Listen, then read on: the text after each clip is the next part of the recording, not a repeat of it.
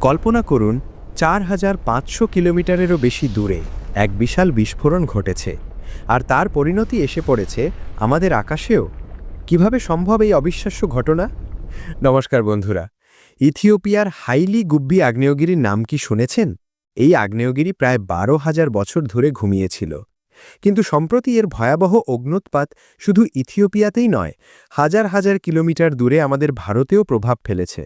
বিশাল ছাইয়ের মেঘ ঢেকে দিয়েছে ভারতের আকাশসীমার কিছু অংশ, যার ফলে বাতিল করতে হয়েছে একাধিক বিমান। আজকের ভিডিওতে আমরা এই বিরল প্রাকৃতিক ঘটনাটির নেপথ্যের বিজ্ঞান, ভারতে এর প্রভাব এবং আমাদের কি করা উচিত তা নিয়ে বিস্তারিত আলোচনা করব। আমার চ্যানেলে আপনাদের সবাইকে স্বাগত।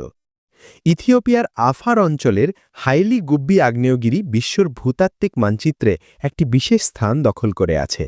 এটি অবস্থিত পৃথিবীর অন্যতম সক্রিয় ভূগাঠনিক এলাকা আফ্রিকার রিফট ভ্যালিতে। গত রবিবার এটি হঠাৎ করে জেগে ওঠে এবং প্রায় ১০ থেকে ১৫ কিলোমিটার পর্যন্ত উঁচু ছাই এবং সালফার ডাইঅক্সাইডের একটি বিশাল কুণ্ডলী বা অ্যাশ প্লুম আকাশে ছড়িয়ে দেয়। এই ছাই মেঘ আসলে কি?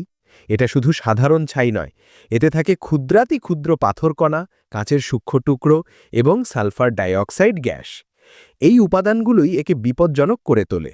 ইথিওপিয়া থেকে ভারত এই প্রায় ৪৫০০ কিলোমিটার দূরত্ব ছাইমেঘ কিভাবে পাড়ি দিল? এর নেপথ্যে রয়েছে এক প্রাকৃতিক হাইওয়ে, জেট স্ট্রিম। এটি হল পৃথিবীর বায়ুমণ্ডলের অনেক উঁচুতে থাকা দ্রুতগামী বায়ুপ্রবাহ। অগ্ন্যুৎপাতের পর উচ্চতার শক্তিশালী বায়ুপ্রবাহ এই ছাইমেঘকে দ্রুত গতিতে পূর্ব দিকে নিয়ে যায়। এটি লোহিত সাগর এবং আরব সাগর পেরিয়ে প্রথমে ইয়েমেন ও ওমানের আকাশ ছুঁয়ে ফেলে। এরপর এটি ঘণ্টায় প্রায় ১০০ থেকে ১৩০ কিলোমিটার গতিতে ভারতের উত্তর পশ্চিম দিকে ধেয়ে আসে।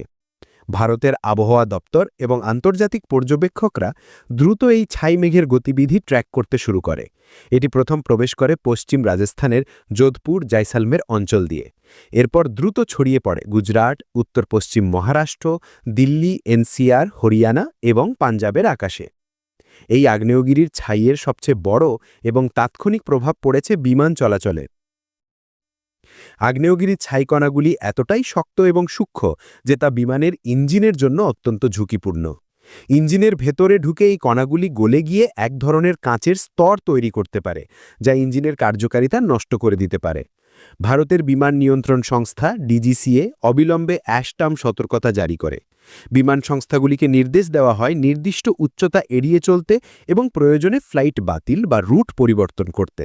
দিল্লি সহ উত্তর ভারতের একাধিক বিমানবন্দরে বিমান ওঠানামা সাময়িকভাবে বিঘ্নিত হয়। সাধারণ মানুষের মনে প্রশ্ন জাগে, এই ছাই কি আমাদের শ্বাস-প্রশ্বাসের জন্য বিপজ্জনক? আবহাওয়াবিদরা জানিয়েছেন, ছাইমেঘটি মূলত ভূপৃষ্ঠ থেকে অনেক উঁচুতে, প্রায় ২৫,০০০ থেকে ৪৫,০০০ ফুট উচ্চতায় ছিল। তাই মাটির কাছাকাছি থাকা বাতাসের গুণমানক বা AQI এর ওপর এর নেতিবাচক প্রভাব প্রায় পড়েনি।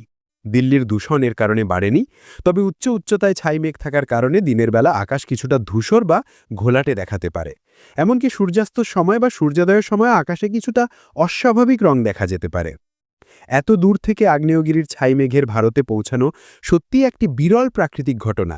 এটি প্রমাণ করে উচ্চতার আবহাওয়া বা উচ্চ আবহাওয়ার শক্তি কতটা প্রবল হতে পারে।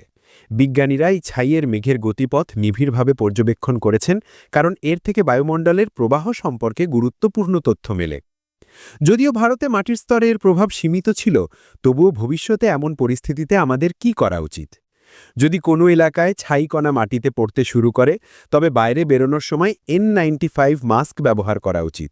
বাড়ি বা অফিসের দরজা জানালা বন্ধ রাখুন। যাদের হাঁসপানি বা অন্যান্য শ্বাসযন্ত্রের সমস্যা রয়েছে, তাদের বিশেষভাবে সতর্ক থাকা প্রয়োজন। ইথিওপিয়ার আগ্নেয়গিরির ছাইমেঘের ভারতে আগমন আমাদের আবার মনে করিয়ে দেয় যে আমরা একটি বৈশ্বিক বায়ুমণ্ডলীয় ব্যবস্থার অংশ। প্রকৃতির বড় বড় ঘটনা হাজার হাজার কিলোমিটার দূর থেকেও আমাদের দৈনন্দিন জীবনকে প্রভাবিত করতে পারে। এই ধরনের ঘটনা প্রমাণ করে যে বিজ্ঞান এবং আবহাওয়ার পূর্বাভাস সম্পর্কে আমাদের সর্বদা সচেতন থাকা কতটা জরুরি। আমরা আশা করি এই ছাইমেঘ দ্রুত ভারতের আকাশ সীমা পেরিয়ে চীনের দিকে চলে যাবে এবং বিমান চলাচল স্বাভাবিক হবে। ভিডিওটি ভালো লাগলে লাইক করুন, শেয়ার করুন। ভালো থাকুন, সতর্ক থাকুন।